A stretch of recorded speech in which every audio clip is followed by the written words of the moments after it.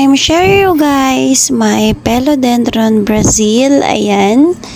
Ang gagawin ko nga is, hati-hatiin ko nga siya guys, and then iahang ko nga siya. Ang ganda rin nito sa Brazil kasi sobrang ganda nga ng variegation niya. Tingnan nyo guys, diba? May parang yellow-green or kapag maarawan yan is yellow talaga yung gulay niya. Ang gamit ko ang potting mix dito is more in rice hull. Kasi nga guys, gustong-gusto ng mga photos yung moist yung kanyang potting mix. So, ako lang guys yung gumagawa ng aking potting mix. Ayan. Gabi na nga ito at hindi nga talaga ako napapagod na magripat. Mostly kapag umuulan. Kayo guys, ganun din ba kayo? Yung tipong gusto mo magpahinga pero kapag may nakita ang halaman ay sinisipag ka nga. So, ito yung napropa ko before guys. Tingnan nyo.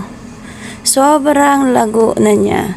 So, yung sekreto pala guys sa pag-propagate is kung gusto nyo malago, damihan nyo yung cuttings na ipopropa nyo. Ayan, tulad nyan.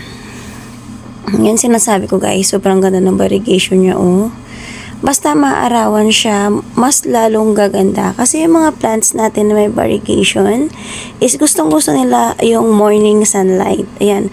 Ang dami ko ng plants na nag-revert dahil hindi nga sila naaarawan. So, wala na akong magawa kundi ikat na ikat at baka sakaling bumalik. So, tulad ito guys, green. Pero nagkaroon siya ng variegation sa huli kasi nga napapaarawan ko nga siya. So, diba, tiyaga-tiyaga lang guys. Basta yung variegation yung plants, ang gagawin natin is paarawan lang. For sure na babalik yung kanyang variegation or ikat nyo lang siya. Ang dali nga lang i-repat kasi nga rice hull yung gamit ko. Napakagaan na at sobrang dali-dali dahil alambot nga ng lupa. Kayo guys, try nyo din kapag nag-propagate kayo or gusto nyo yung repat, gamit kayo ng more in rice hull. Advice ko lang sa inyo guys para mapapadali nga ang repotting nyo.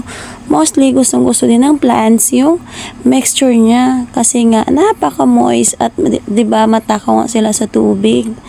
Ayan na yung ma-share ko sa inyo guys. Sa mga new beginners na plantita dyan, ina-advise ko sa inyo, more in rice hull lang gamitin nyo. Mostly photos plants, sobrang dali alagaan. Dyan kayo magsimula at yak na hindi kayo mahihirapan.